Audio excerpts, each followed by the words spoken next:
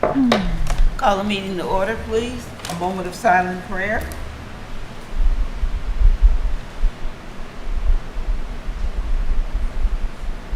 And a special prayer for the shooting that has happened in Georgia. Once again, gun violence have wrecked what we would think of as a beautiful place to be is at school. And once again, we're faced with children being killed because of gun violence. So extra prayer for those families in the state of Georgia. I mean, all of us. But gun violence just has no boundaries.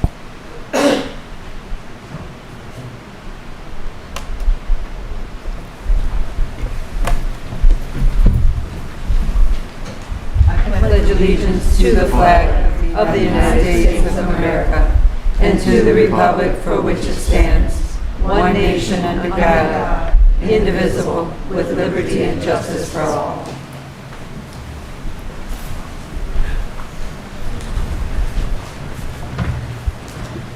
Roll call, Mrs. Frank. Mayor Kindle. Present. Councilwoman Costantino. Present. Councilman Jenny. Here. Councilwoman LaPratt. Here. Councilwoman Sawicki. Here. Mayor Pro Tem Williams. Present. Councilman Toussaint. Present. Acting City Manager Szymanski. Here. City Attorney DeWally. Here. All right. I need a motion to approve the minutes.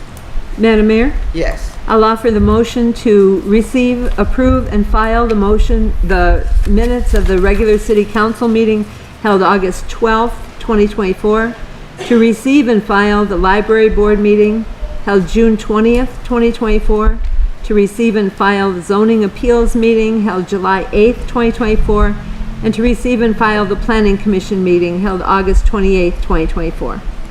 Support. Any discussion? Madam Mayor? Yes. The minutes from the library board meeting appear to be incomplete. They end kind of with a unfinished sentence, and so I was just a little concerned that either we're not getting the complete minutes from their meetings, or it was an oversight and it didn't come to us complete. I just wanted to point it out. So noted. Is there any further discussion? No problem. All in favor? Aye. Any opposed? Motion carries. Okay, item D, public comment on agenda items. You have an opportunity to speak on the agenda item. You can step to the podium, but it's only on the agenda items.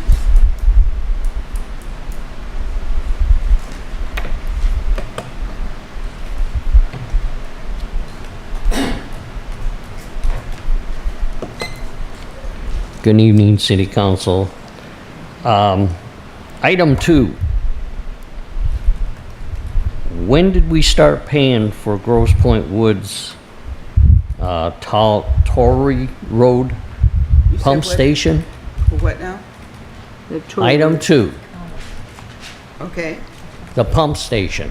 Why are we paying Grosse Pointe Woods for a pump station? Here, I'll answer that.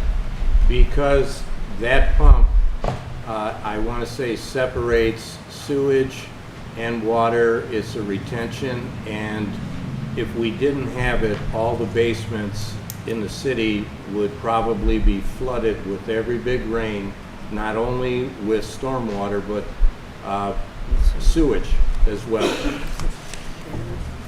It's a shared pump. I'll really quick, it's a lift station that half the city from Harbor Woods goes to the lift station there, pumps it up, then it takes it to the Milk River from that point. So it's all fed by gravity. That's a lift station. That's what it's used for. Okay, thank We've you. paid it in the past. I've probably not seen on agenda. We've paid it in the past pretty much on a regular basis. It's just never been on there as far as I know it's come across, but yeah. Yes, it is. We All pay right. it all the time, so. is there anyone else who has comment on the agenda item?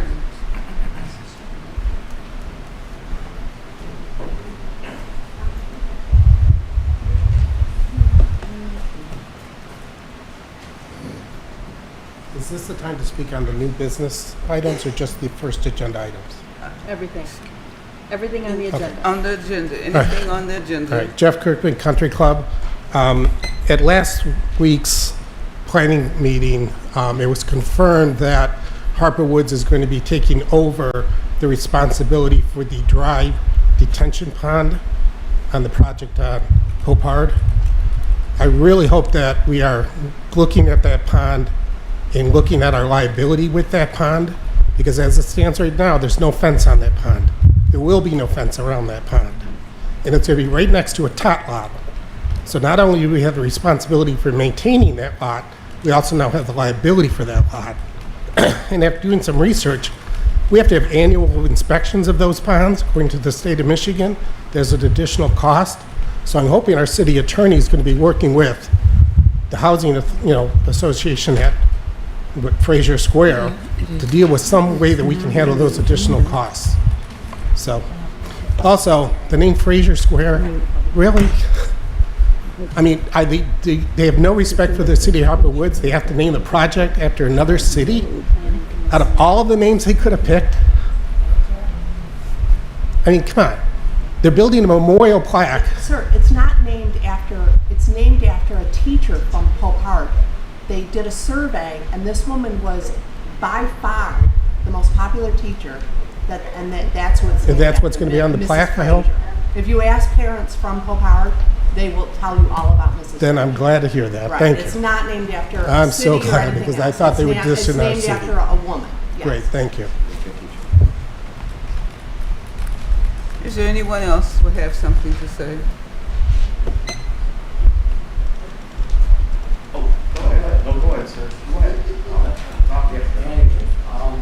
Tom Sheridan on Country Club.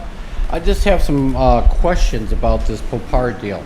I've heard different years that we're not going to get any tax money. It's gone from, I've Okay. heard 15, I've heard 12, That's not I've on the heard 10. agenda.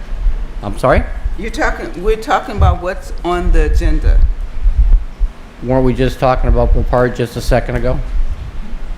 He was asking about the land vacation or, Well, that's part of the deal. I mean, if we're not going to make any money on it, and we also, for 10 years, 15 years, whatever the deal is, and we have to take care of the retention pond, and, I mean, is this really a good idea?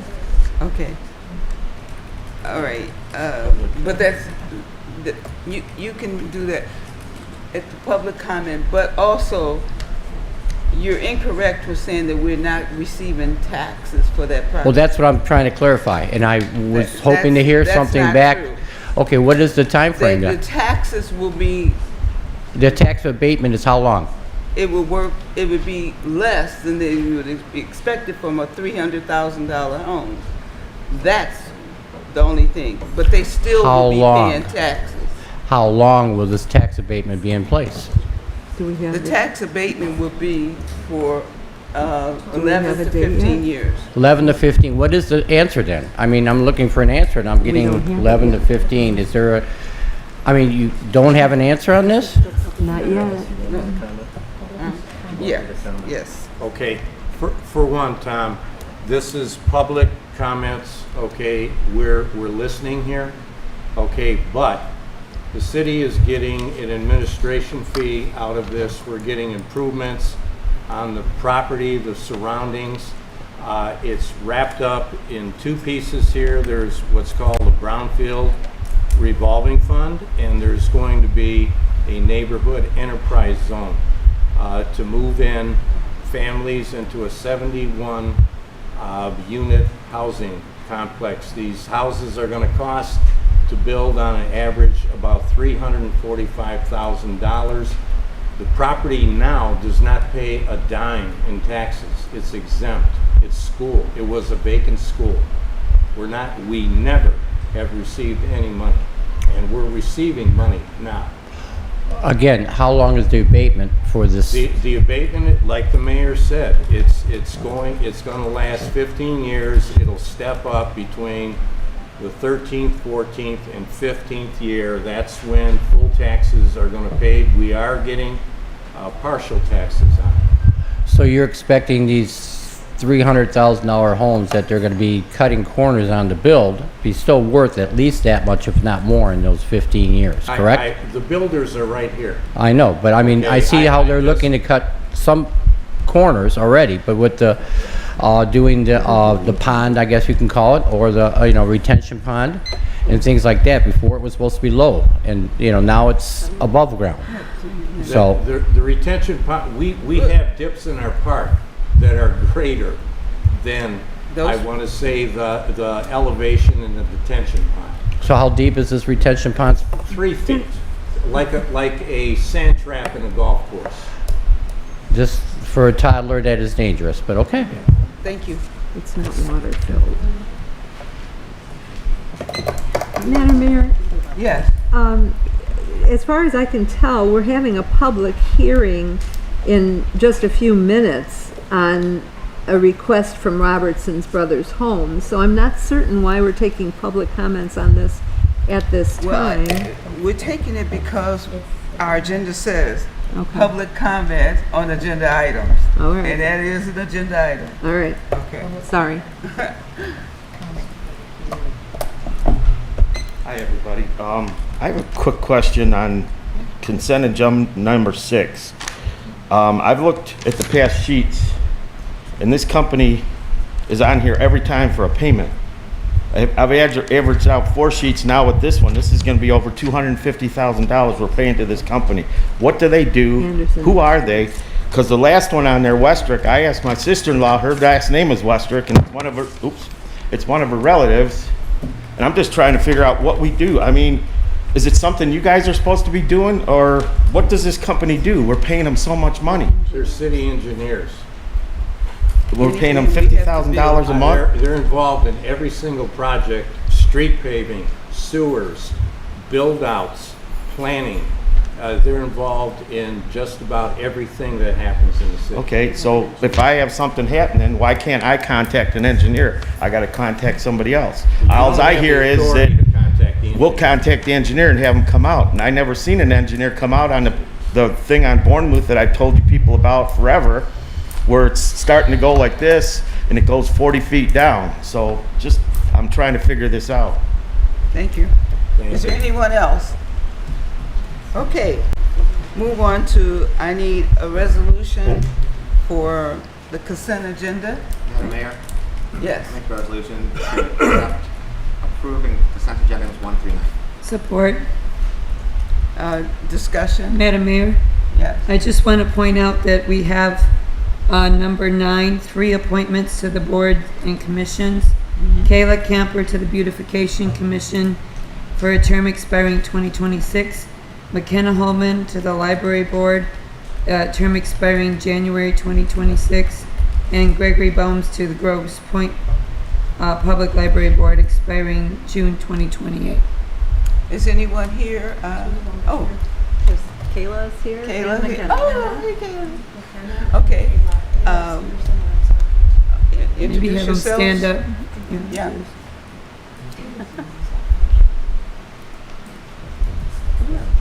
Hi, my name is McKenna Holman, and I will be on the library board. I have been a resident of Harper Woods since 1997, and I recently bought my first home here. And I'm truly excited to be a more part of my community.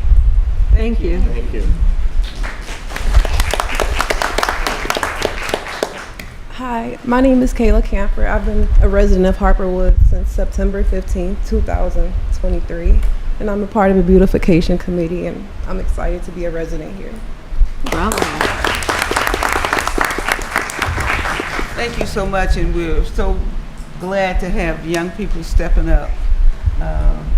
We all are getting older. Madam Mayor, Yes. I did have an additional question. Am I free to do that? Yeah, Okay. go ahead.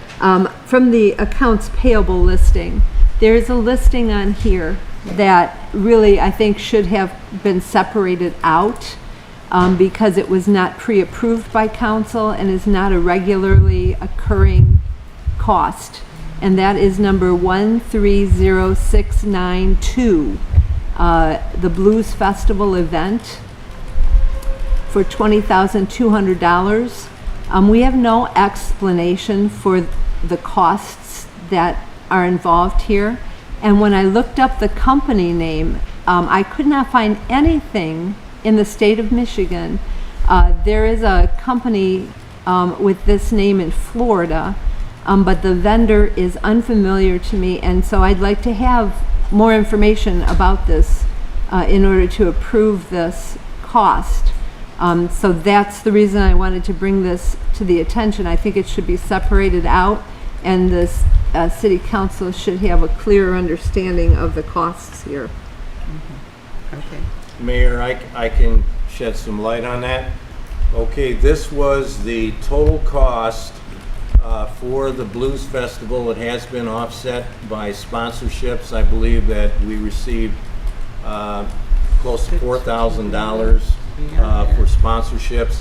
This included the cost of the entertainers. Again, we had world-class entertainers there. We also had world-class staging. We had a generator. We had beverages, alcoholic and non-alcoholic beverages. We had insurances. We had everything that was used to provide this kind of entertainment. And at this time of the year, these entertainers can play wherever they want to play. So to book that weekend, to book those entertainers, a lot of these deals didn't come, I want to say, close to being made until almost the very end, which is very common in this industry. And that's what the cost, that's inclusive of all the festival costs. Irma, have I missed anything in this? Would you want to just shed just some details on this too? Just in case I missed anything. I said generators, stages. Sound equipment. Signage, liquor, beverages, catering. And we're going to get some recoverables on this We too, still have because some more. yes, we had Porta Johns. We found out we didn't need them, so there's going to be money coming back there. And one of the bands pulled out. We found that out 15 minutes before the show went on. Right. So we had to cobble together some entertainment to fill the gaps. We are going to recoup that cost as well. Well, in the future, I think that it would be best for us to approve any costs over $5,000, which is what our, the requirement is when it comes to things being allowed on the consent agenda. And this is well over that amount, and it is not separated out and was not pre-approved by council. So I want to remind everyone who's involved in this process that that should be something that's brought to us separately.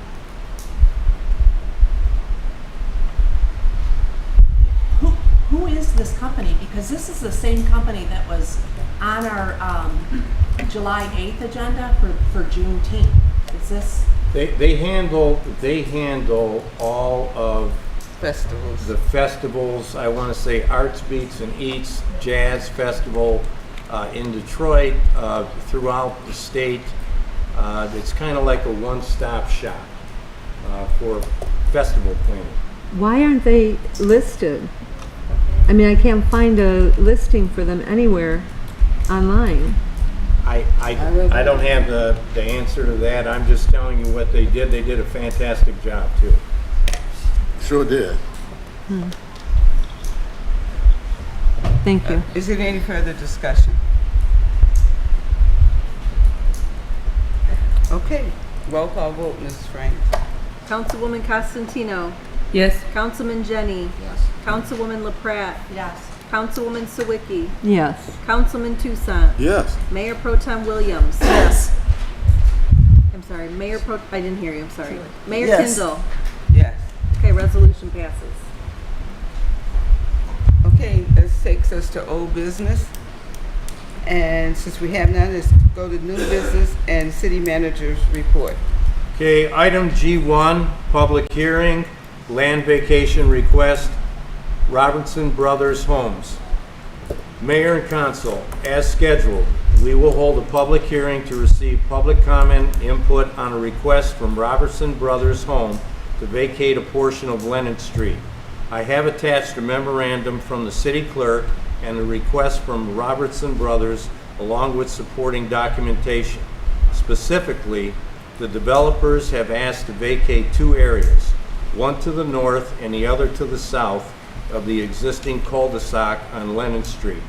Vacating these parts of the cul-de-sac will allow for the creation of a roadway extension from Lennon Street north to Van Antwerp Street, and it will remove excessive roadway space no longer needed to be utilized as a cul-de-sac. This request has been reviewed by our Planning Commission, City Engineers, Public Safety Department, and Public Works Department, and there have been no issues raised. Action on this item will take place at your next meeting to allow for any additional input or comment from the public. For this portion of the agenda, only the standard motions of opening and closing the public hearing will be required. Mayor, a motion is recommended. I need a motion to open. Mayor, I'll make the motion to open the public hearing on the request to vacate a portion of Lennon Street. Support. Okay, so officially, the public hearing is now open.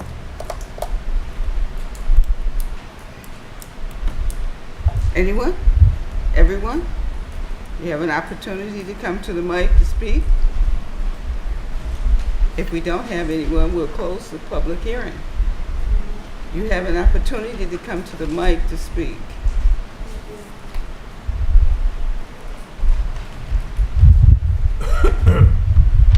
I'm Janice Malt. I live on the corner of Lennon and Duplay. I'm sorry I don't understand some of the language. Could you maybe clarify better? Are you eliminating the cul-de-sac to where it's going to go straight through to the service drive? Or are you putting a road between Van Antwerp and Lennon so the traffic can be going on the west side of the street without going to the service drive? I'm very confused as far as what you said. Okay.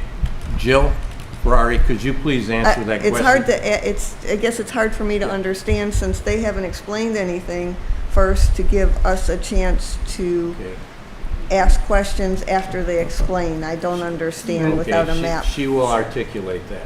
Thank you.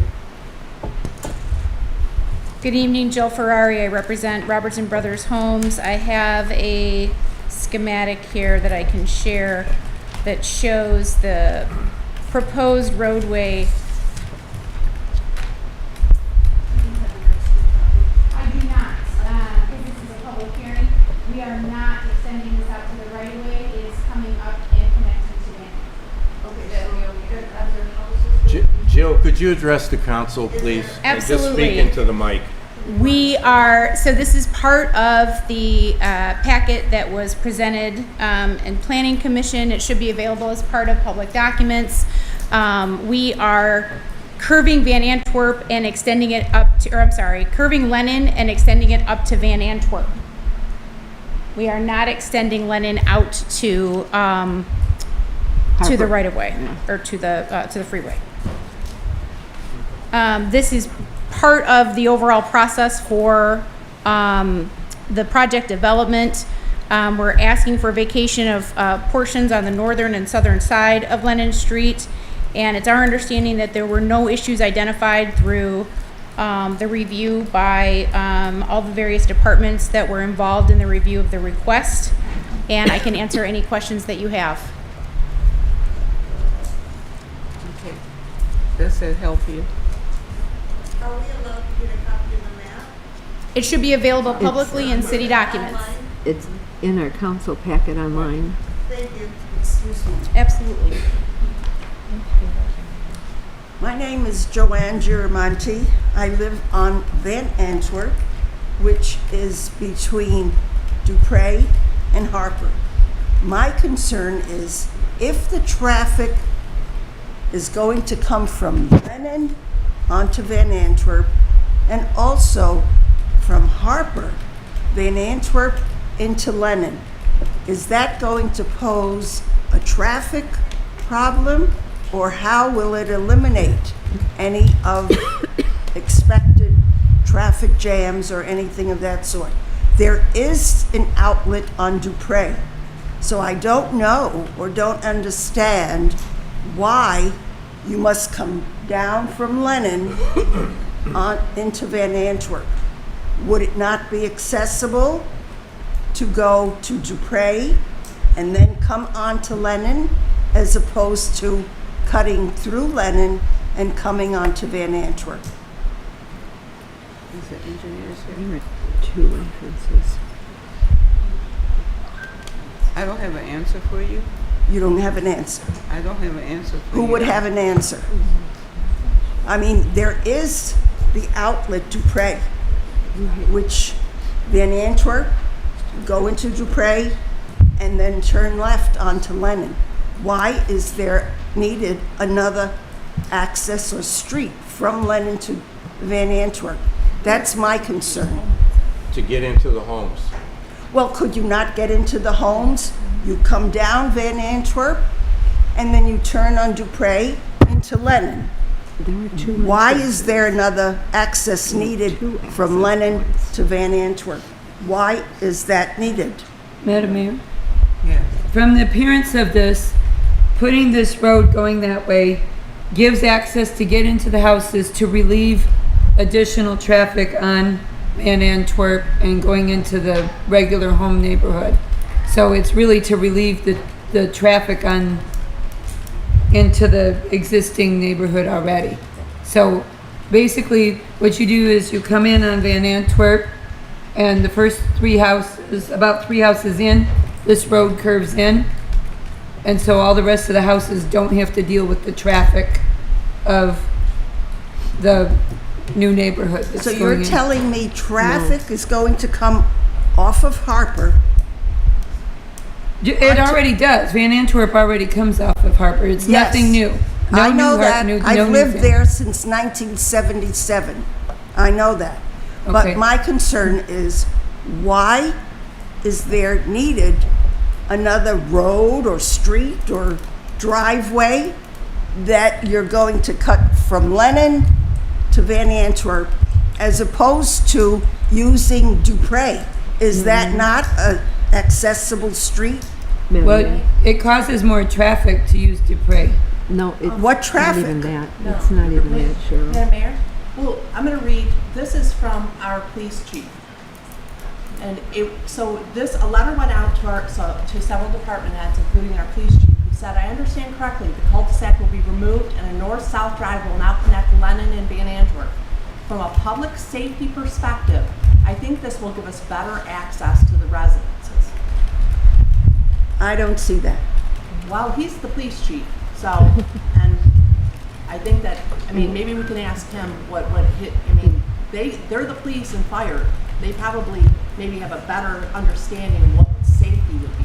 Madam Mayor, if I may also, if we didn't do this, there would not be but one entrance into this entire area. Now it allows for two entrances into this home area.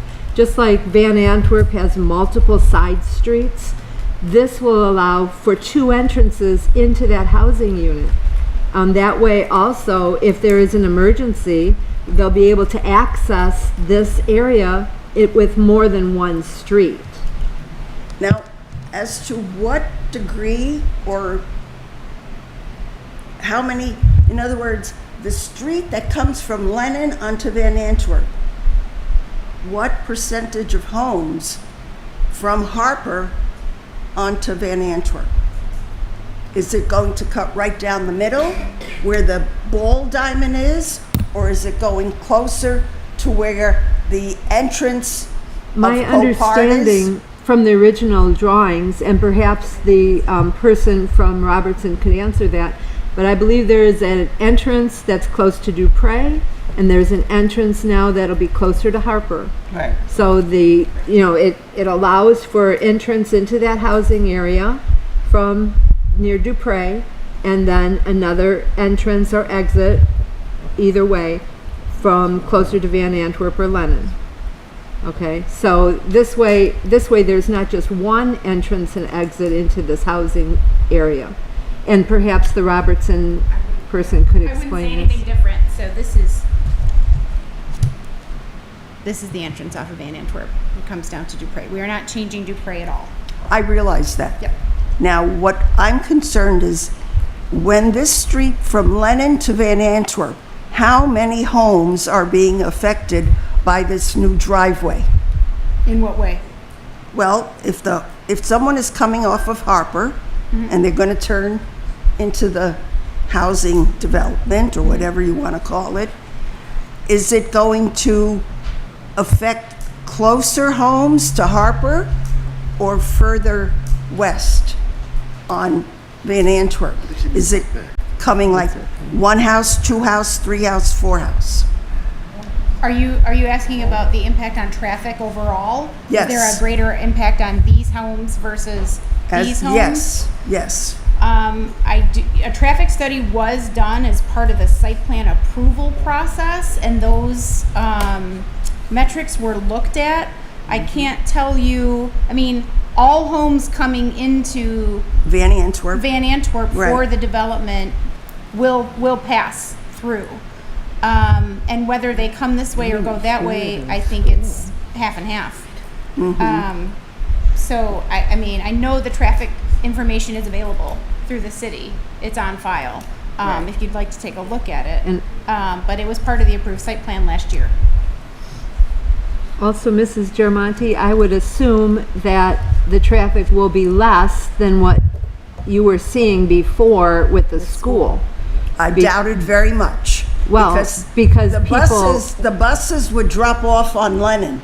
Right. So they would come, and they would not come onto Van Antwerp and drop off students. They went to Lennon, to the cul-de-sac, and that's where the traffic was incurred, not on Van Antwerp. But they wouldn't enter the parking lot from Van Antwerp. Van Antwerp. On occasion. Well, I would guess so. And that should not be any different. No. Thank you for the time.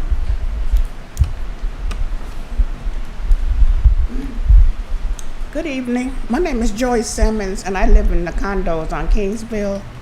And we had a meeting for the management group, which is Vision Property Management Group. And I was telling them that I'm allergic to the weed smoking. So they were supposed to make it a non-smoking building. So when I told him about it, he said, well, Ma'am, it's gonna. this is not time for you to bring that to our attention. You should speak to us about that later in the meeting. Okay. All right, thank you.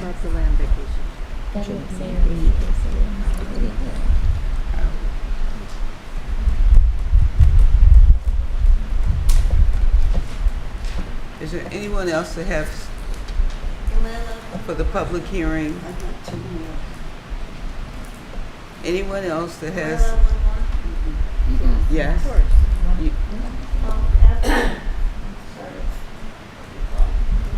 Janice Small. Sorry, after what she brought to our attention, would it be possible to where the road comes from Lennon to Van Antwerp, make it only a right turn onto the service drive, which would deflect the traffic from going through the neighborhood when it's making a right turn, to direct it right to the service drive? That might help and not allow the traffic to turn left out of the properties. And then that way they would have to just go to the service drive to go wherever they want, and that might help with some of the traffic too. That would be like telling people in the neighborhood they couldn't turn. So, that was just a thought. Thank you. Is there anyone else that would like to speak regarding the public hearing?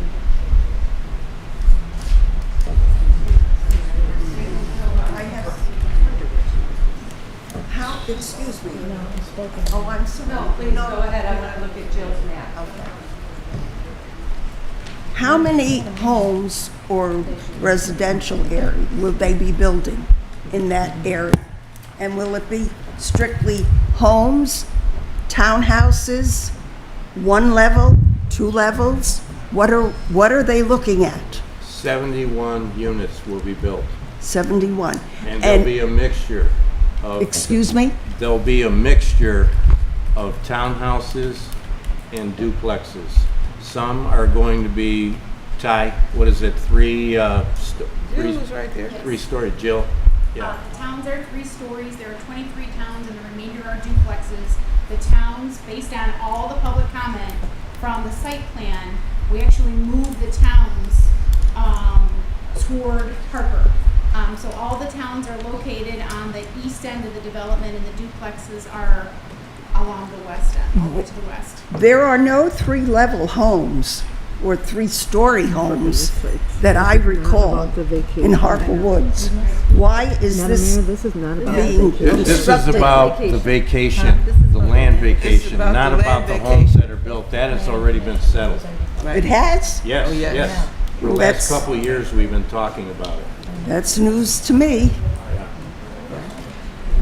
Is there anyone else who would like to speak on the land vacation? No? Okay, I need a motion to close the Madam Mayor? public hearing. Madam Mayor? Yes. Make the motion to close the public hearing. Support.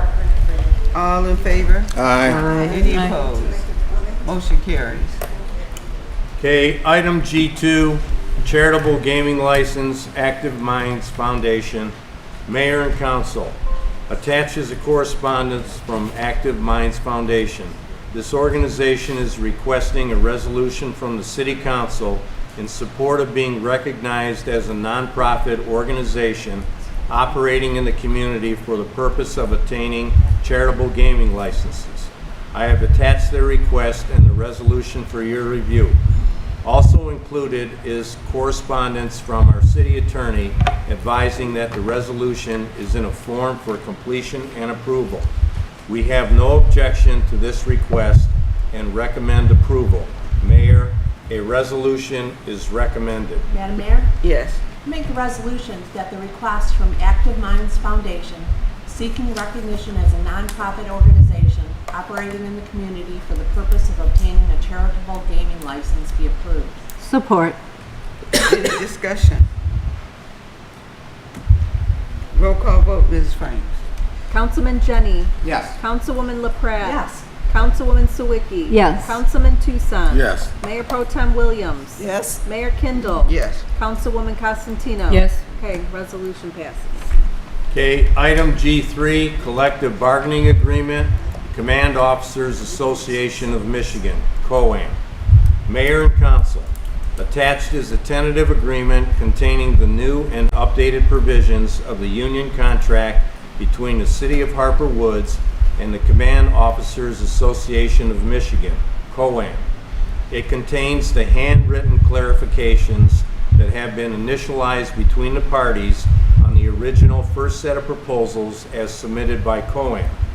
This contract addresses potential retention problems in the future due to a large bubble of retirement-eligible command officers in the near future and the filling of vacancies they will leave behind. The highlights of this agreement are as follows. 1, it's a 5-year duration. 2, wage differentials increased. There's a misprint here. It's 2% per classification, not 1. A PSO bonus of $2,500. Introduction of a cost-neutral 60% retirement drop plan. And 5, deposit of employer normal cost contribution as established by plan actuaries into an individual deferred compensation 457 account, cost neutral. And 6, agreement to 12-hour sick time accruals, the same as the patrol officers. The union membership has already ratified this agreement. I recommend approval of this agreement, and in attendance tonight is the president of COAM and also the city's labor attorney. If there are any questions by the city council, Mayor, a resolution is recommended. Madam Mayor, Yes. by resolution, approve the collective bargaining agreement with the Harper Woods Command Officers Association of Michigan, COAM, with a contract term of 5 years through December 31st, 2026, and further to authorize the mayor and acting city manager to sign the agreement on behalf of the city of Harper Woods. Support. Any discussion? Madam Mayor? Yes.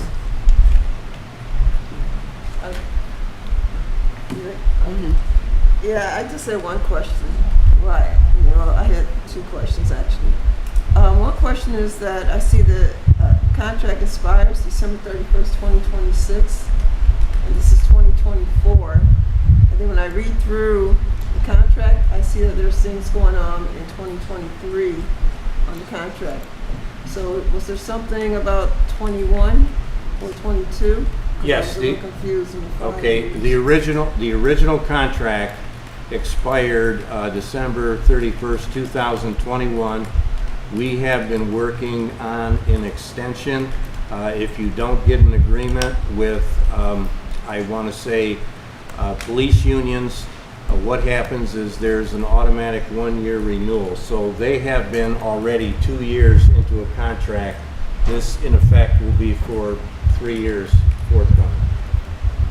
Okay, because I see in one part where it said the benefits shall be paid retroactively to January 1st, 2023. So that means Yes. nothing for 21, 22. This is how it was negotiated, and some of the benefits will be retro. To 2023. Correct.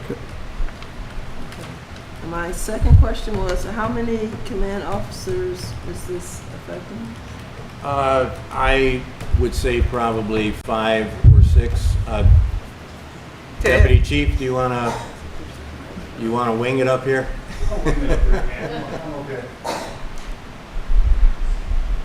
It'll actually affect every command officer currently in the union and any patrol officers promoted into the command union moving forward for retention. Because myself, we just lost a sergeant. We have 3 other supervisors that can be gone, retired with a full pension within 3 years. And as you guys all know, the challenges of retention with even hiring new officers, people don't want to be the police anymore, sadly to say. So, you know, we're trying anything we can to maintain and retain our officers we currently have. So that was 4 or 5, did you say? Well, 5? I would say the entire department, but over the next 5 years, just in the command alone, 80% of the command. Any further discussion? Yeah, let me rephrase my question. How many command officers do we have right now? We have about 9. What is it, 9? We have 9. Yeah. Yes, 9 total. Yeah. All right, thank you. Thanks. You're welcome. Thank you. Is there any further discussions? Yes, Madam Mayor? I had the same questions, actually, but my other question is, are there other employees that are covered by this particular collective bargaining agreement? We have some employees that follow the command contract. How many are retirement eligible? At this moment, I think maybe 2. Okay. And this contract only pertains to officers that are retirement eligible? It's at this point, they would, to avail themselves to the drop plan, they would have to be retirement eligible. In other words, they could leave today if they wanted to. Madam Mayor? Yes. How much is this going to cost us overall? I don't see that in here. What is the total it's gonna end up costing us? This is a cost neutral plan. Okay. It's not gonna cost the city any money. It's cost neutral. Is there any further questions? Roll call vote, Ms. Franks.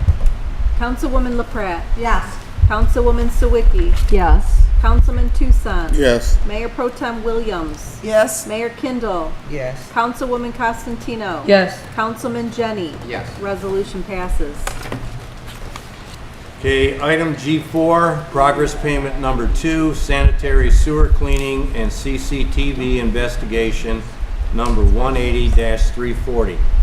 Mayor and Council, attaches a letter from our city engineers transmitting progress payment number 2 on the 2024 sanitary sewer cleaning and CCTV investigation number 180-340. It is recommended that this payment be approved. Mayor, a resolution is recommended. Madam Mayor, Yes. make a resolution to approve payment to Duke's Roof Control, the amount of $13,086.29 for progress payment number 24 sanitary sewer cleaning and CCTV investigation number 180-340. Support. Discussion. Seeing none, roll call vote, Mrs. Frank. Councilwoman Sawicki. Yes. Councilman Tucson. Yes. Mayor Pro Tem Williams. Yes. Mayor Kindle. Yes. Councilwoman Costantino. Yes. Councilman Jenny. Yes. Councilwoman LaPrat. Yes. Resolution passes. Okay, item G5, progress payment number 2, storm sewer open cut repairs number 180-337. Mayor and Council, attaches a letter from our city engineers transmitting progress payment number 2 on the 2024 storm sewer open cut repairs number 180-337. It is recommended that this payment be approved. Mayor, a resolution is recommended. Madam Mayor, Yes. I make the resolution to approve payment to Great Lakes Contracting Solutions LLC in the amount of $9,099.74 for progress payment number 2 on the 2024 storm sewer open cut repairs. And I see the numbers different at the bottom. Because it says number 180-339, should that be 337? That's thank you, that's a typo there. Okay, number 180-337. Support. Any discussion? Roll call vote, Mrs. Franks. Councilman Tucson. Yes. Mayor Pro Tem Williams. Yes. Mayor Kindle. Yes. Councilwoman Costantino. Yes. Councilman Jenny. Yes. Councilwoman LaPrat. Yes. Councilwoman Sawicki. Yes. Okay, resolution passes. Okay, item G6, acceptance of grant, Institute for Responsive Government. Mayor and Council, attaches a memorandum from the city clerk that details the award of grant money the city sought out and received from the Institute for Responsive Government. As her memo states, the money is to be used to plan and implement secure, efficient, and accessible elections. She has provided that some of the money will be used for wages for election inspectors, both during the early voting period and on election day, among other items. I have reviewed this and recommend the city accept the grant as awarded. Mayor, a resolution is recommended. Madam Mayor, Yes. I'll offer the resolution to accept the grant from the Institute for Responsive Government in the amount of $18,000 and further to authorize the acting city manager to sign the agreement on behalf of the city. Support. Discussion. Madam Mayor, Yes. I want to congratulate our city clerk for getting this grant. I'm sure that it will relieve some of the costs to our community, and it's nice to see grant money coming in, so There's some congratulations. inspectors out there that are just as happy, it sounds like. So thank you for doing this. Madam Mayor? Yes. Yeah, I just wanted to make a comment that a lot of times we attend conferences of city council and elected officials. This was one of the things that came up at the conference, was how they were going to fund the extra cost of having the early election.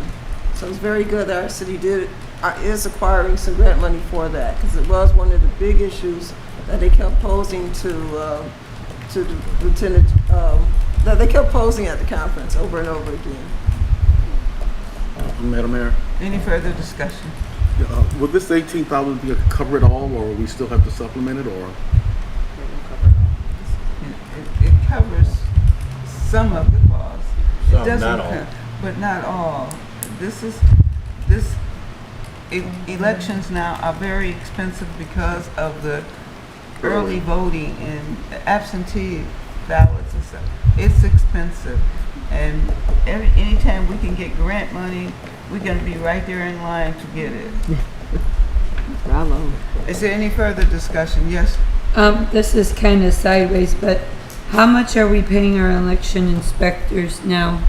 I know we gave them a raise, I don't know, a year or two ago, but it might be time for another raise. So our inspectors make $195 and our chair people make $225 an hour. Our early voting inspectors make $170 for the day because it's not as long of a day. Okay. But other than it being really hot in here this summer, I think that's a fair wage. They didn't get heat pay. Yeah. Yeah, I mean, I wouldn't be opposed to going, you know, up to 200 or whatever for the election days or something. Well, maybe I will do a little packet, put it together. Maybe I'll see if we can't get a little bit more money. And Even, see that yeah, we're even a getting little some bit of this grant. higher. Okay. Yeah, I'm working in Hamtramck because it's a conflict of interest for me to work in Harper Woods. And we did receive a raise this year, so I think a little, not a huge raise, but a little bit of a raise. Okay. So I think it would be nice to have our election inspectors also receive a raise. And we depend on them. Yes, we do. Any further discussion? Roll call vote, Ms. Franks.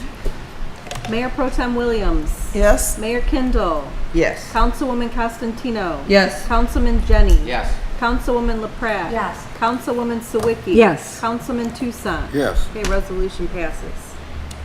Okay, item G7, Milk River SRF program. Mayor and council attaches an invoice from Wayne County for the city's proportionate share of the interest on the 2 SRF projects. It is recommended that this payment be approved. Mayor, a resolution is recommended. Madam Mayor, Yes. I'll make the resolution to approve payment to Wayne County in the amount of $179,028.12 for the city's proportionate share of the interest to the 2 SRF projects 5446-01 and 5446-02. Support. Any discussion? Madam Mayor, just out of curiosity, these two projects have to do with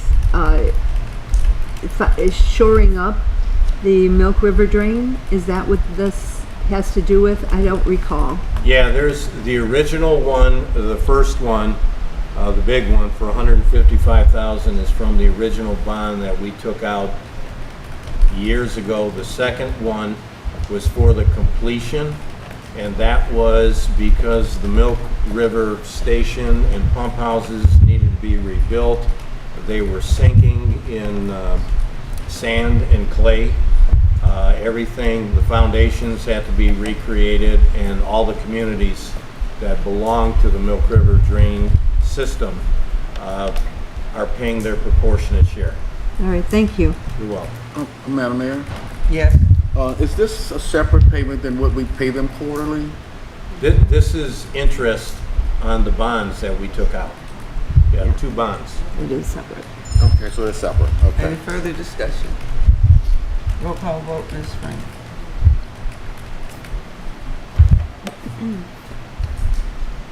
Sorry, Mayor Kindle. Yes. Councilwoman Costantino. Yes. Councilman Jenny. Yes. Councilwoman LaPratt. Yes. Councilwoman Sawicki. Yes. Councilman Tucson. Yes. Mayor Pro Tem Williams. Yes? Okay, resolution passes. Okay, item G8, Smart Municipal and Community Credits Contract, Mayor and Council. Attached is the fiscal year 2025 Municipal Credit and Community Credit Contract between the City of Harper Woods and Smart, which runs from July 1st, 2024 through June 30th, 2025. The contract outlines that the city will receive $14,497 in municipal credits and $25,001 in community credits. I have reviewed this, and it is recommended that this contract be approved. Mayor, a resolution is recommended. Madam Mayor, Yes. I will offer the resolution to approve the contract between the City of Harper Woods and Smart for the period July 1st, 2024 through June 30th, 2025, and further to authorize the mayor to sign the agreement on behalf of the city. Support. Any discussion? Madam Mayor? Is this a new way of funding SMART? This has always been the case. Usually the credits that have went to the city have been, I believe in total, $20,000. It's mainly for the PATS bus services for seniors and for people to use the services. Right. I don't recall seeing things worded quite the same way. That's why I'm curious. Well, SMART is kind of moving into this territory, and you know, but the funding is going to stay the same. So we get the credit and then we turn it over to SMART, if that's correct? Yes. Okay, thank you. You're welcome.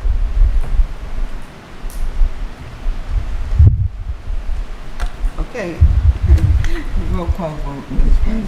Councilwoman Costantino. Yes. Councilman Jenny. Yes. Councilwoman LaPratt. Yes. Councilwoman Sawicki. Yes. Councilman Toussaint. Yes. Mayor Pro Tem Williams. Yes. Mayor Kindle. Yes. Resolution passes. Okay, item G9, renewal, Citizen Lab. Mayor and Council attaches a quote for the renewal of our agreement with Go Vocal Citizen Lab for Engage Harper Woods. Several departments, including Public Works, Public Safety, and Recreation, have been successful in disseminating information to the public about the many projects that are ongoing in the city through this platform. I have reviewed this and recommend that we renew this annual agreement. Mayor, a resolution is recommended. Okay, need a resolution? Madam Mayor? Yes. I'll offer the resolution to approve the annual renewal of the agreement between the City of Harper Woods and Citizen Lab in the amount of $8,500, and further to authorize the acting city manager to sign the agreement. Support. Discussion? Madam Mayor? I'm disappointed with this program. It had a lot of promise when we first brought it on board, but lately, and really for much of the life of this program, we haven't really used it to its most benefit. Most recently, residents were directed to the platform. They couldn't use it. It hasn't really been updated, so I'm rather disappointed with this program. I know that other communities now, I've heard City of Grosse Pointe Woods is doing a lot of stuff using Facebook as a community platform and direct contact with residents through emails. I don't know if they use text messaging or not, but personally, I think this $8,500 might be better utilized getting us either into. We don't have our updated website, which we've been promised for over a year. I don't know if these are the same people that are supposed to be doing that work, but quite frankly, I'm disappointed with the way this has turned out. Madam Mayor? I agree with Mrs. Sawicki in many ways on this. I think that we're not really getting our full money's worth out of it. And it's just one more piece of media that people have to attend to. I think if we could streamline it and use, media that we already have, or some other ways to streamline things, that would be better. Madam Mayor? I agree that it was a great platform, but I know that I sent an email one time because nothing had been updated. Within 48 hours, all the departments had updated, but our employees don't have time to continually update this platform. And the last time I looked, there was about 500 people that were registered on it. That's 3.5% of our entire population that's using it. I think that if the whole city's not going to use it, then I think it's a waste of money. So what is the alternative? I mean, if we don't Update our website. Use emails like the other cities do. I know Grosse Pointe Park has a Facebook page because there's somebody that updates their DPW on there. It's I mean, there's other platforms that are either free Or, but I mean, if this isn't, if 500 people and there's 15,000 people in our city, 15,500, so 15,000 aren't using it. Yeah. So, 482. I mean, Yeah. if 8,000 people were using it, then it would be a whole nother decision. And if it was getting updated constantly. Madam Mayor? Well, anytime you introduce, just, I'm not saying yeah or nay on this one, but anytime you introduce a new platform, it kind of takes a time, a period for everybody to kind of learn it and get adjusted to it and use it and perfect it. So I don't know, if there's 1 year enough time you think that we tried it, or? How long have we had this? 3 years? 3 years. 3 years. We've had it for 3 years, right? Yeah. So if we sign this contract, this is for how many more years? This is, let's see, 1 year? it's 1 year, 2025. So, Let's vote. Vote. what do we do? Vote. Vote. All right. Roll call vote, Ms. Rain? Councilman Jenny. No. Councilwoman LaPrat. No. Councilwoman Sawicki. No. Councilman Toussaint. Well, I guess I'll say no too, right? Mayor Pro Tem Williams. No. Mayor Kindle. No? Councilwoman Costantino. No. Okay. Fails. Fails. Alrighty then. Okay, item G10, adopt the 2025 budget schedule. Mayor and Council, attached is the proposed schedule for the review of the 2025 budget. It is recommended that the schedule be approved. Mayor, a motion is recommended. Madam Mayor? Yes. I'll make the motion to approve the 2025 budget meeting schedule with workshops to be held at regular meetings on October 7th, October 21st, and only if necessary, to hold special meetings on October 14th and October 28th, and to further hold a public hearing on the 2025 budget on November 4th, 2024. Support. Discussion. All in favor? Aye. Any opposed? Motion carries. Mayor and Council, that concludes the city manager's report. Now, how do we add, is this where we add that, No, they just have to talk. the presentation? This is called the audience now. So, Do it now. would you, yeah. Irma, would you give an introduction of what we're about to see? Hello, I'm Irma Hayes, Deputy Director of Economic Community Development, working on the Pocket Park. We were trying to come up with ideas. We've sent out a survey of what possibilities could be for the land, and what people have wanted is not anything that's exactly a playscape, but some place where people could come and unite and sit. And I have brought Ray Katz, who's an internationally known artist, and he's got work on Maross.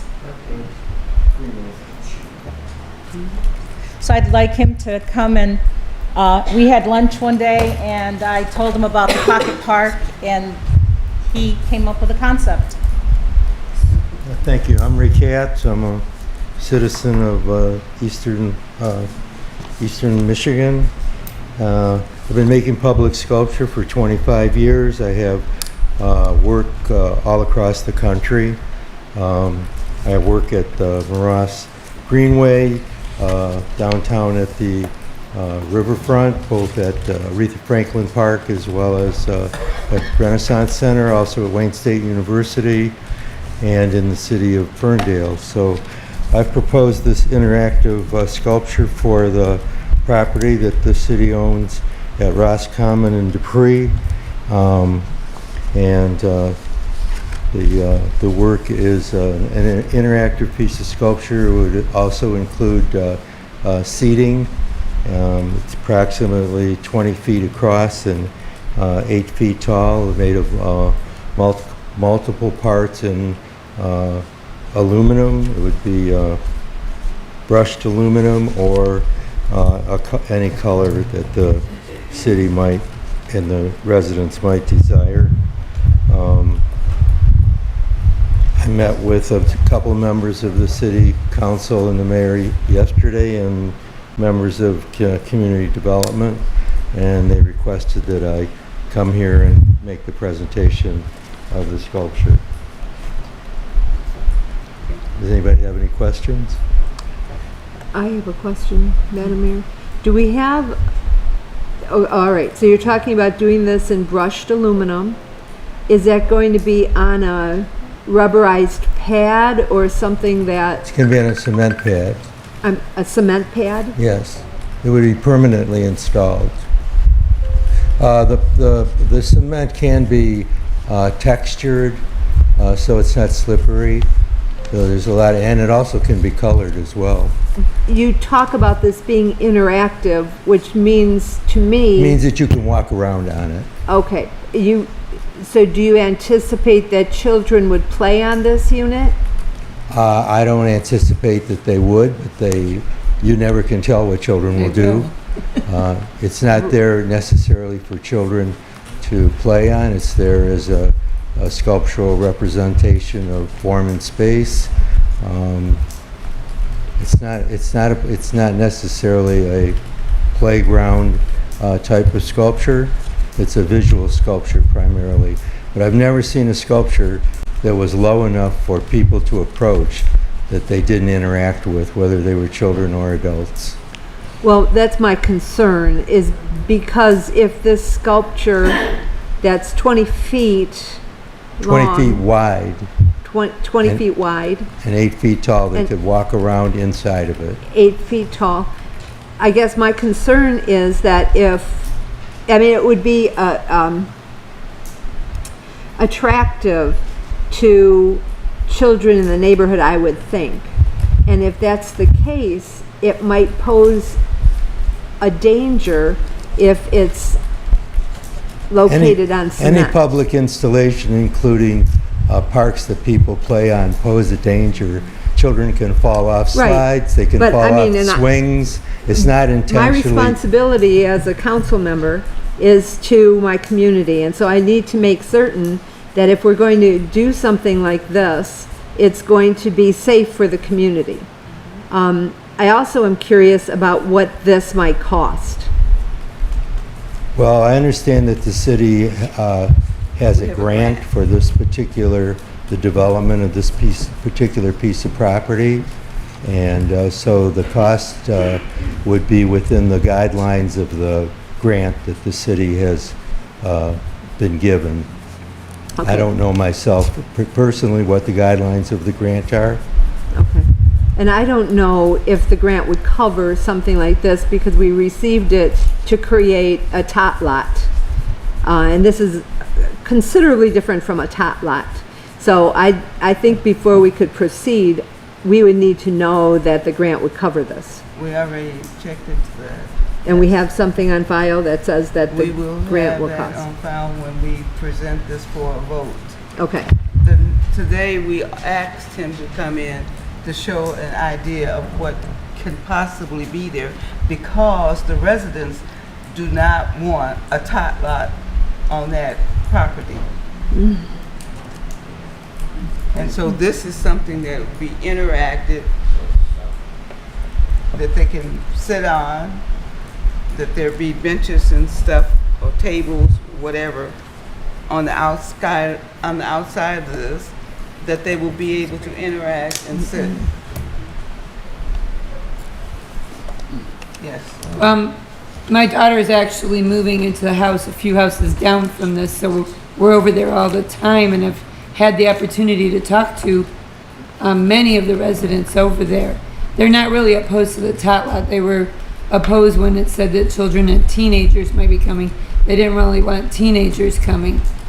But I'm an art teacher, so of course I appreciate any type of art.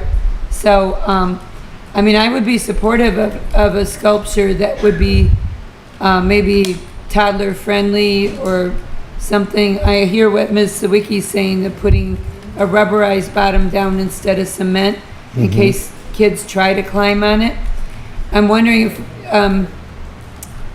if maybe we could just make some small adjustments to it to make it a little bit more toddler friendly or kid friendly, just in case we have some that, you know, that try to go in there, not just really to look at, but to really, I can imagine something, you know, that we could all envision that we could be part of the art. Something that people could interact with, like you said, but maybe a little bit more friendly to younger kids.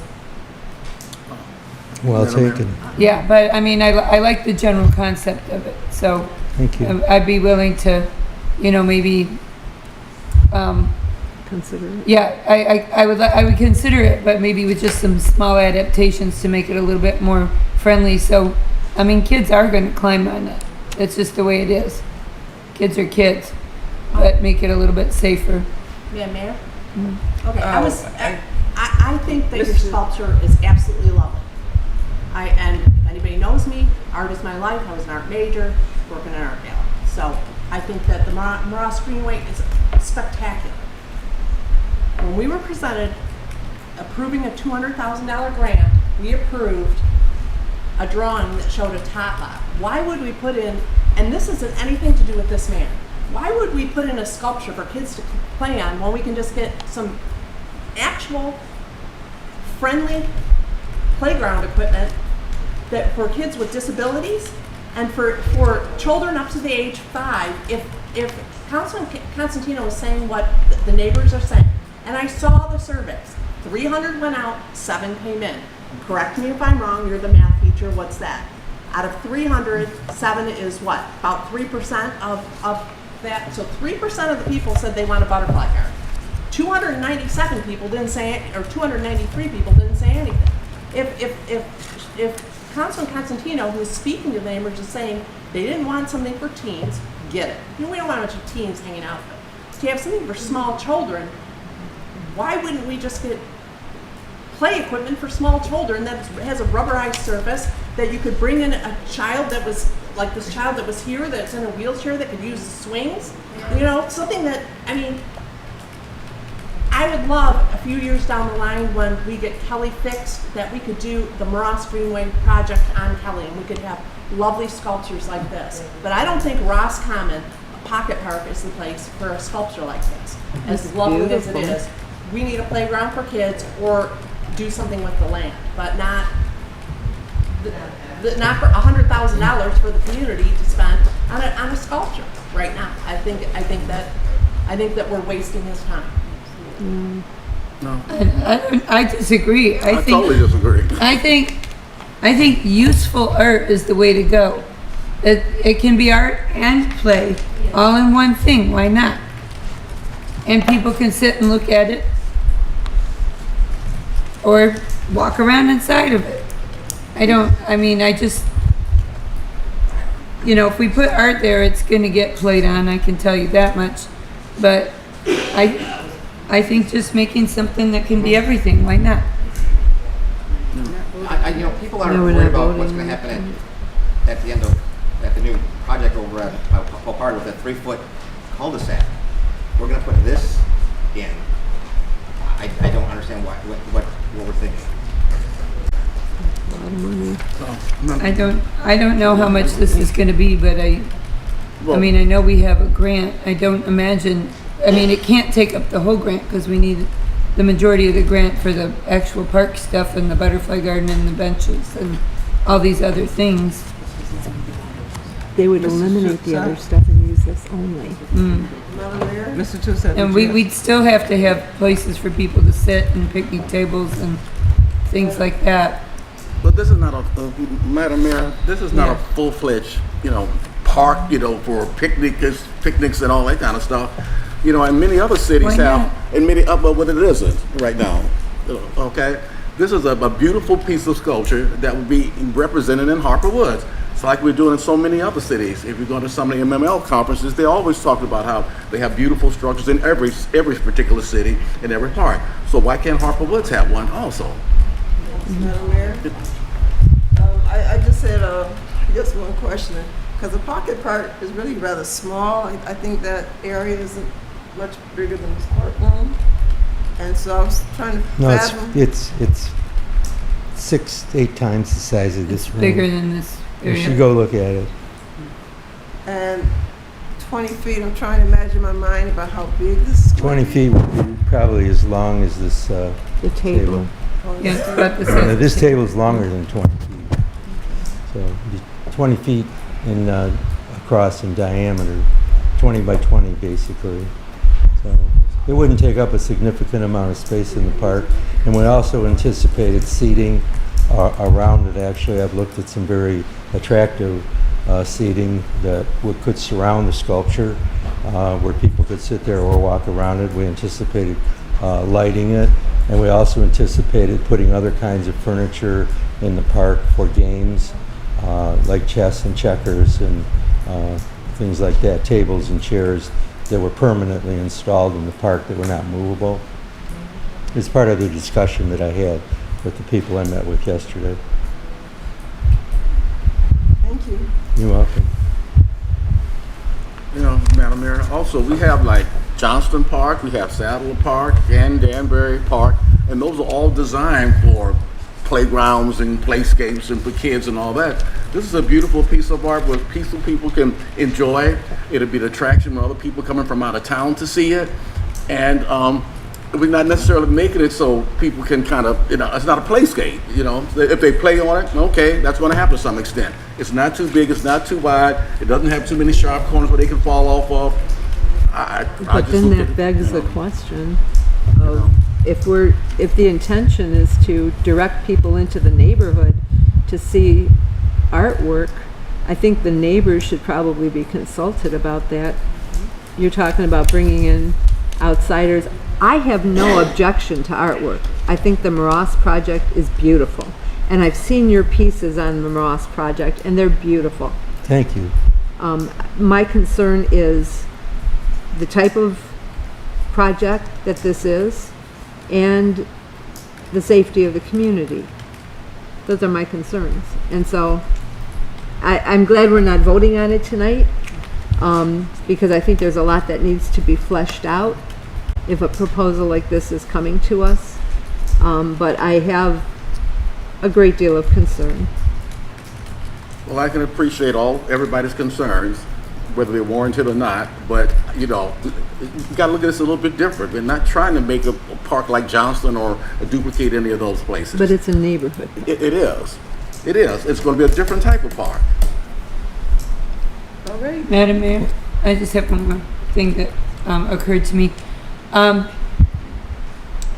So this will be like a serious sculpture.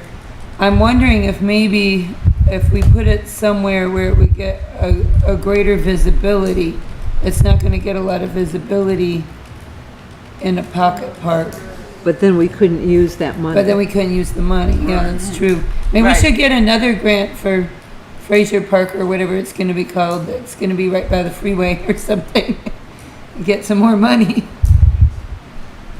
And we can have a sculpture everybody can share.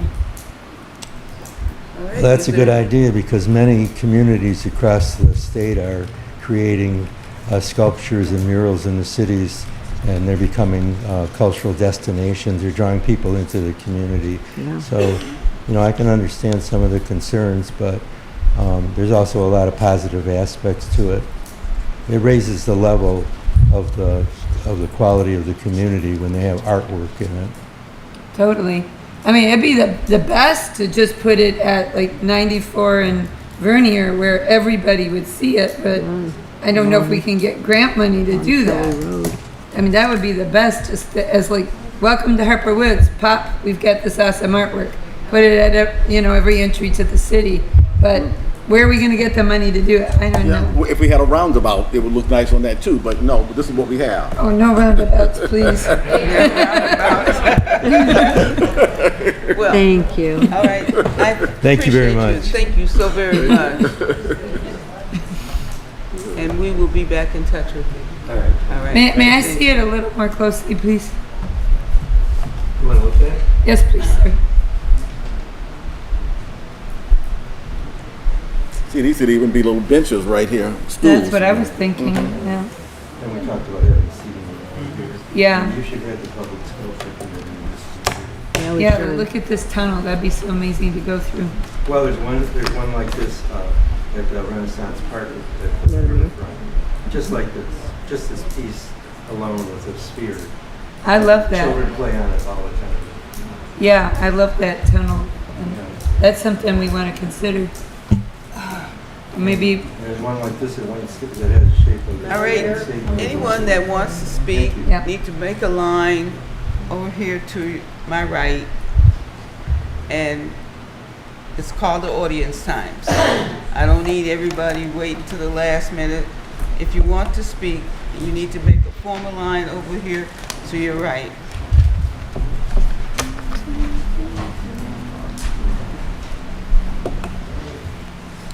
Hi, Kristen Olin Sullivan, Country Club Drive. I'd like to follow up on a comment that Councilwoman Sawicki made about when are we going to see that government okayed website? It hasn't met federal government accessibility standards ever. There's more than 100 errors on the front page alone, and we've been talking about it for almost a year. Excuse me, wait just one moment.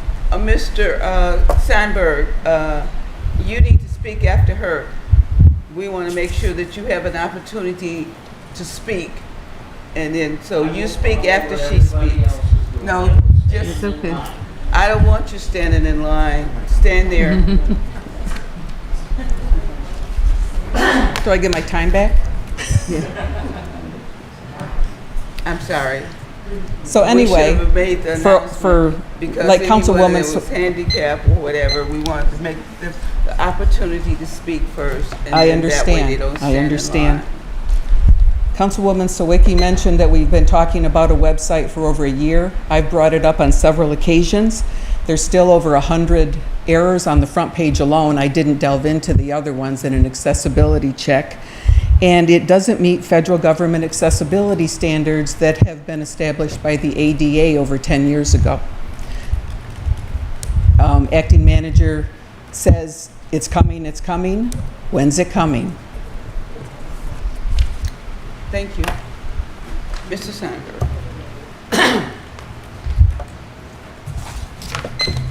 Good evening. We seem to be spending money on things. $16,000 here, $10,000 there for a parade that wasn't even, you used all of Harper Woods' taxes money, and it was only part of this Harper Woods that's in that school system. $16,000 for this deal.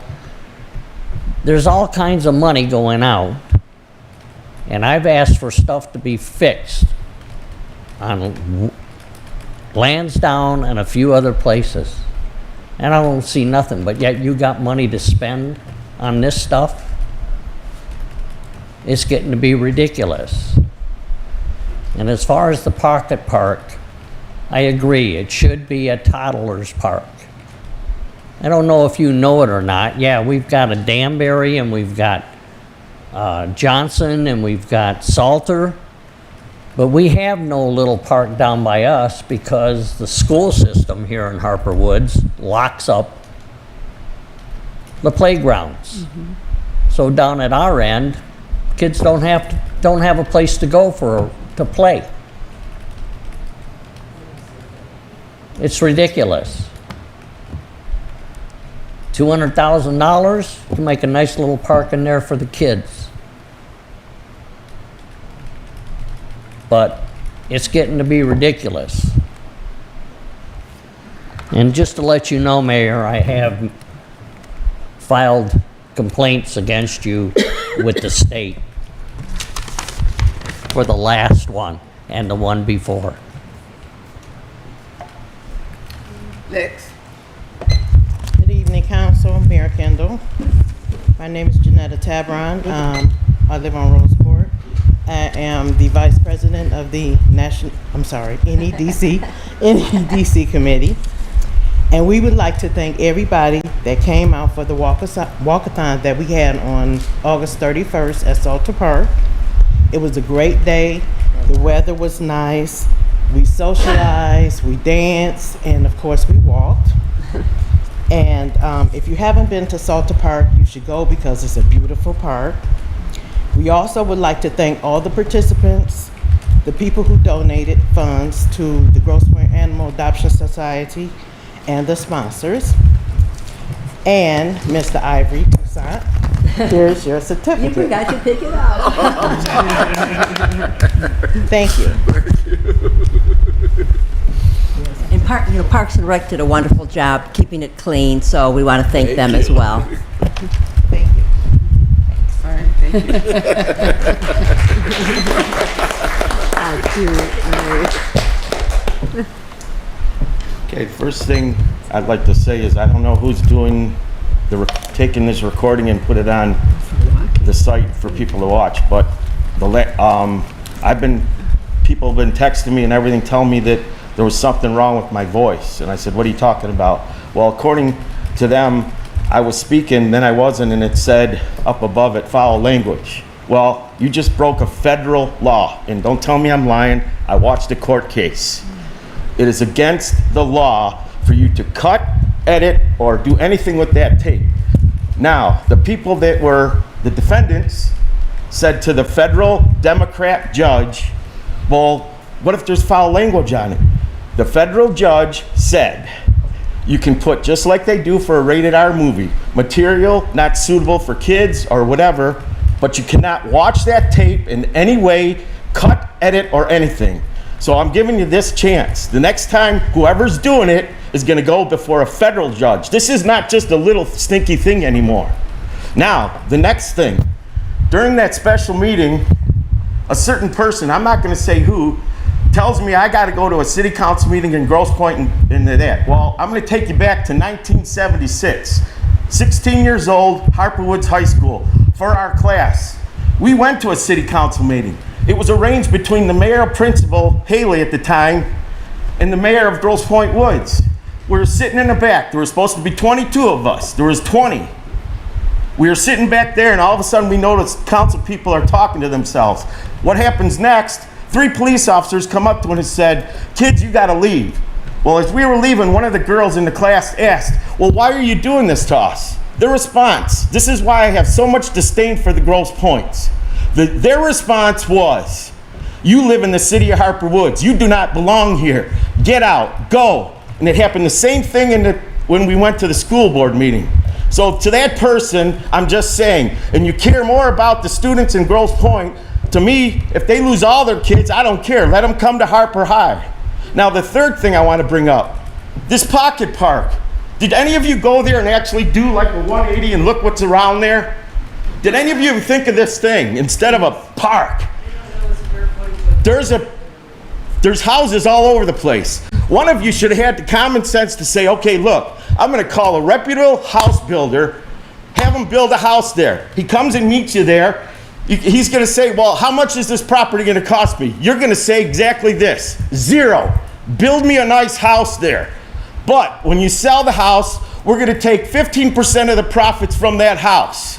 Then, what do we have? Which we're always a shortfall of funds. We have a tax-paying citizen twice a year, and we got somebody paying water bills once a month instead of a pocket park. Thank you.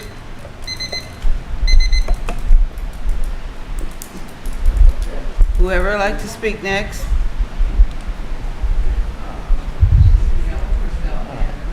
Tom Sheridan over on Country Club. This is about Harper. A number of council meetings ago, DPW was told, or it said that they were going to repaint Harper because the lines, it's kind of like a 3-lane highway now.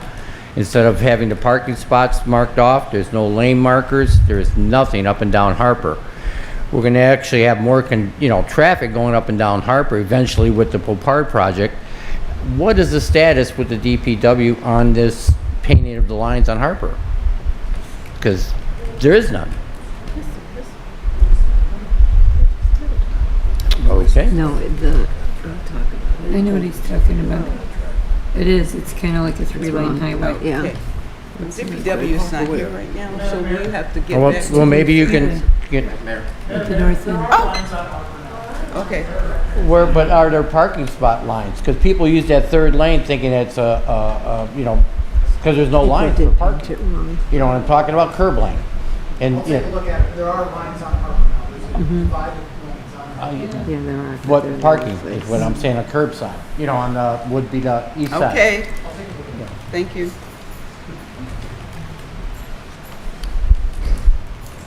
Lori Sheridan, I live on Country Club, and I wanted to say I appreciated the conversation you had about the art sculpture and the pocket park, and I would think that it is better to have something safe that's kid-friendly, not teen-friendly, and a beautiful piece of art like that, I would like it to be in a more visible area of Harper Woods. If we're trying to make this city, you know, something noteworthy, are people really going to go into a little neighborhood to see something that beautiful? This is a really renowned artist. I would like to see that in a more visible spot. So, but thank you. It's good conversation, and we'll see where it goes. Okay. Call to order. This is over with. Oh, yeah. Wait a minute. Excuse me, Ms. Foster. We asked everyone to stand up there in the line. So when I finished with the last person, I thought that was the end of the line. So I'm not gonna be able to talk? You do it this time, but from now on, this is why we asked you to come to the line so that we'll know who is speaking. Okay, I'll remember that next time. I'm sorry, I wasn't paying attention. My name is Teresa. I live on Woodland. I have some comments and questions about the planning meeting that I was attended. The Popard development properties will receive as an incentive tax abatement known as a NEZ, established in PA 147-190 of 1992, which will allow our city government to reduce taxes on the property from 6 to 15 years through the the new facility NEZ exempt certificate, all of which will need final approval from the state tax commission. My first question is, how is the tax going to be computed for the new facility certificate? We don't know that yet. Can the ending date of the NEZ certificate be changed after it's issued? If it is considered to be extended, will it be made public or just behind closed doors? My third question, can an NEZ certificate be revoked? When establishing the terms of the tax abatement from 6 to 15 years, our city council should be considering the annual fiscal responsibilities associated with this development, the maintenance of the park and associated grounds, the above ground detention pond cleaning and the liability insurance is going to contribute to it, trash pickup and removal of snow from the streets. Hopefully it's not the 15 years, hopefully it's closer to 6, because we do need the extra funds. I know we're getting some partial, but 15 years is a long time. Thank you. Okay, if you want to speak, come up. This is it. Hi, my name's Jacqueline. Thank you for allowing me to approach council. I'm sure most everyone in this room already knows how I feel about the progress or destruction. I didn't see, Madam Mayor and Council, what was voted on August 18th about a $60,000 used vehicle. I understand that a call was made to an employee here, and they were told that that $60,000 used FedEx or UPS vehicle that council voted on would be used to transport voting machines. Well, I don't think that that's a very secure view if those trucks are going to be closed. Nonetheless, that's not what I necessarily wanted to speak of, just the fact that I didn't find an invoice for that item that you voted on yet. I'd like to make the community know that this is Preparedness Awareness Month, and that East Point is having on September 11th, Know Your Rights when there's a home invasion or intrusion that people may want to check out in East Point. Also, there's a 2-day gun show at Lakeside Mall on the 17th and 18th. And there are 2 other Be Prepared, Not Scared Oakland County seminars if you're interested in any of those things. Thank you very much for your time, City Council. I love you all and my community. I know that everybody is working here hard to the best of their ability. I feel like we need to get back together. As far as a communication aspect is concerned, I would contemplate a CB app called Zello. Hey neighbor, and I'm thinking about the title of Harper Woods community called Got Milk or Got something, you know, something like that, so that your neighbors can CB you and say, hey, I'm going to the dollar store. Do you want me to pick something up for you? A 2-day trip I take to Kroger, I think, could help my community, opposed to using other apps that are not suitable for an investment in our community. Also, one more thing, Madam Mayor, and this is the most important. I did a painting of Oprah Winfrey in 1987, and I would like to donate that to the city. Of course, I don't anticipate getting a lot of money if somebody wants to set up an auction. It's a real painting. I know that we have a councilwoman that's a framer person. Maybe you know a student that could do an auction. I would like to donate the remaining money of that for the Christmas for Kids. We should be planning on our children to be able to have a Christmas. Thank you. All right, call the council. Started with you, Councilwoman Williams. Good evening, everyone. I think I got about 4 points I want to make. To acting city manager's credit, we actually did receive something in our emails about the cost of Blues Night. Because I remember reading it, and there was a list of all the items, and he said that he was going to ask the council about it, but he did send something out in our emails about it. The Moross Greenway, I love that greenway because, you know, when you're driving down there towards the hospital, you can see the different statues. I've noticed that they keep changing. It's not the same things. So, you know, beautiful artwork, so I do commend the artists. About the cracks in the street. In several of our council meetings, there are residents who complain about the cracks that was on Beaconsfield. We actually did do something about researching those cracks and looking at the cracks, and I wasn't sure if our city manager got back to the resident to explain what heck went on. But it would be nice to let the audience know that we did follow up on that and looked at the cracks on Beaconsfield. And I'm not going to say that much more about it because I figure Mr. Szymanski can go into further detail about it. But we did go back and look at that. Roscommon Pocket Park. Now, I'll do the Blues Night next. The Blues Night was excellent. It was really well attended. There was a lot of people out. A couple of different bands played, and it was really nice. My husband and I went, so you know we got a day to just relax outside and enjoy. The weather was beautiful. Those of you who did not go, you missed something spectacular. Our acting city manager, John Szymanski, got up and played the guitar on stage. So that was a real treat. That was something unexpected. And the last thing I do want to talk about is the Roscommon Pocket Park.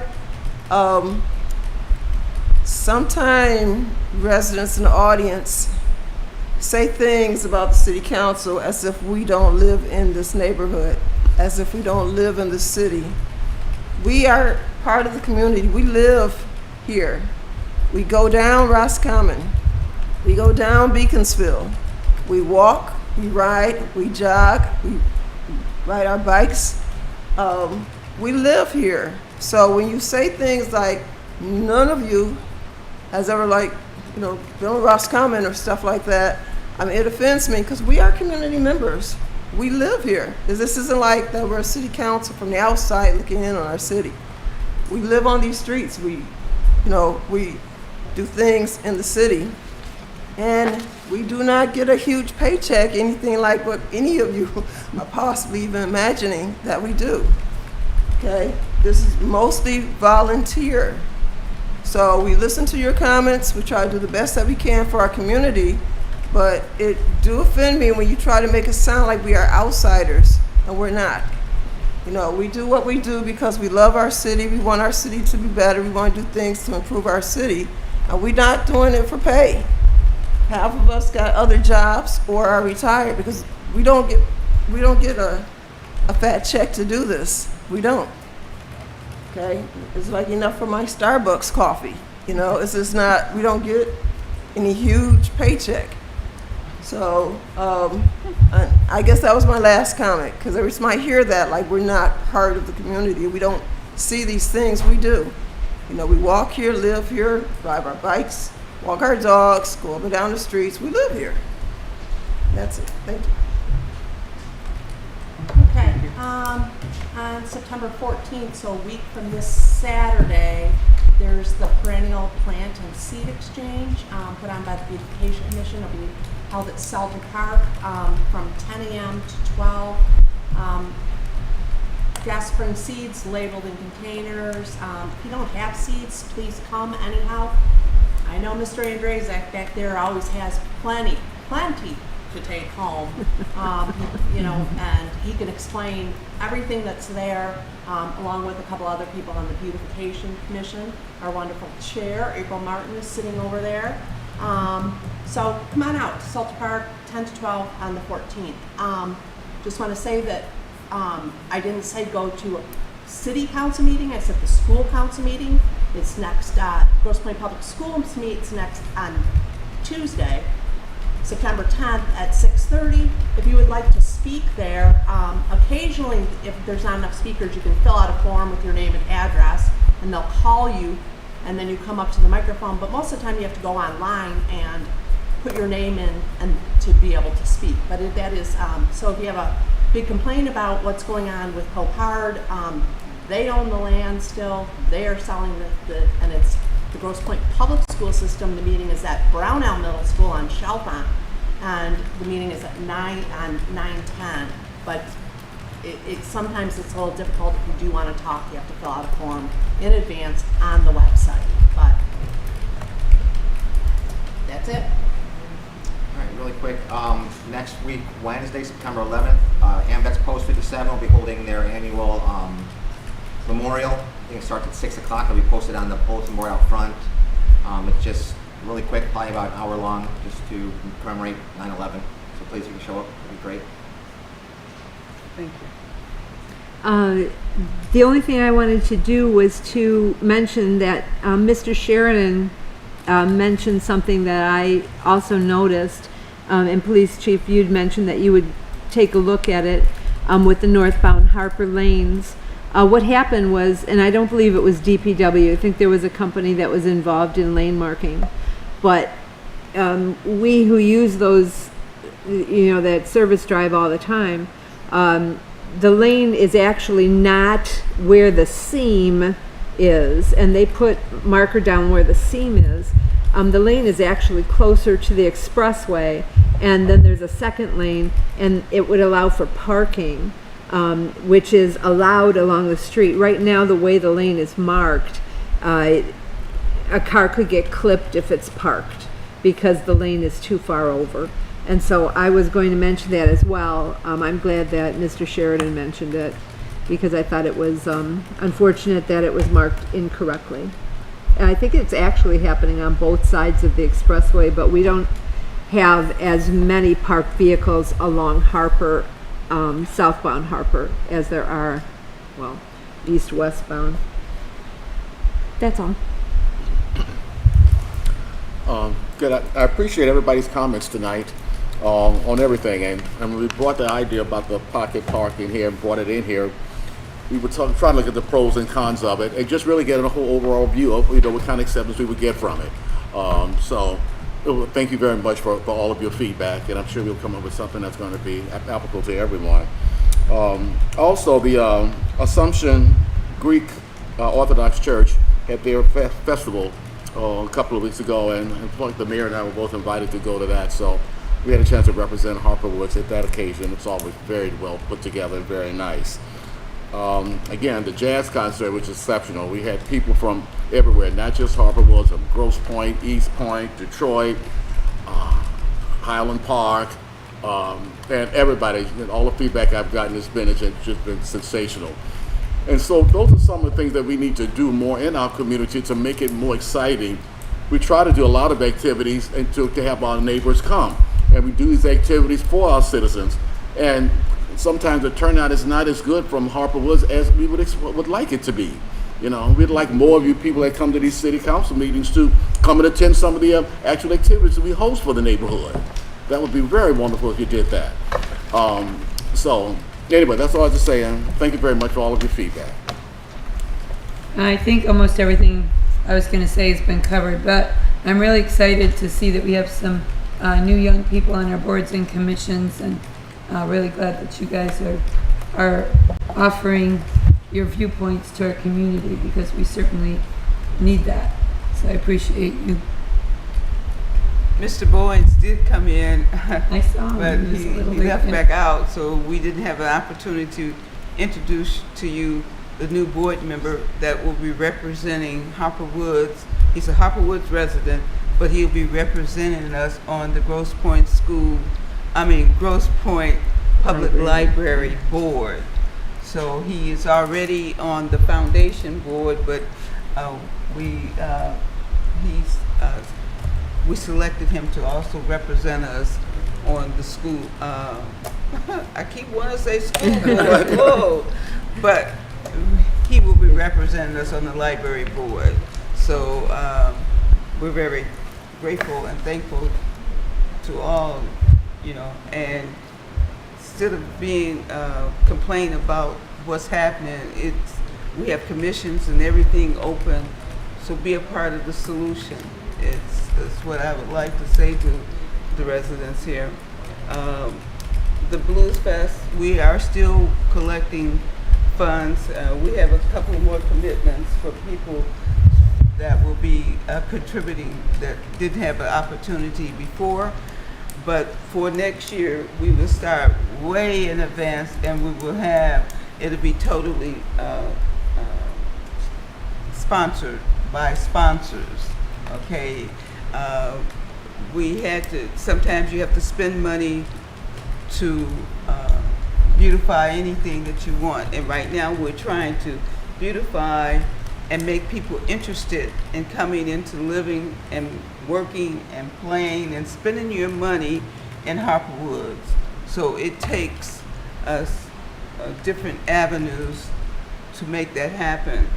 We have a good team now, and we're trying to make those things happen. And I appreciate everybody. I thank the NEDC group for all that you do. You helped us out tremendously at the Blues Fest. I appreciate that very much. And just that as long as we continue to work together as a community, we will be better together. And as my aunt used to tell me, teeth and tongue fall out, but you do have to get back together. So you may fall out, but it should not be a permanent basis. So with saying that, Mr. new grandfather. I'd like to hang out a little bit. I'd like to make a motion for adjournment, please. Support. All in favor? Aye. Any opposed? Thank you much. Yes, congratulations.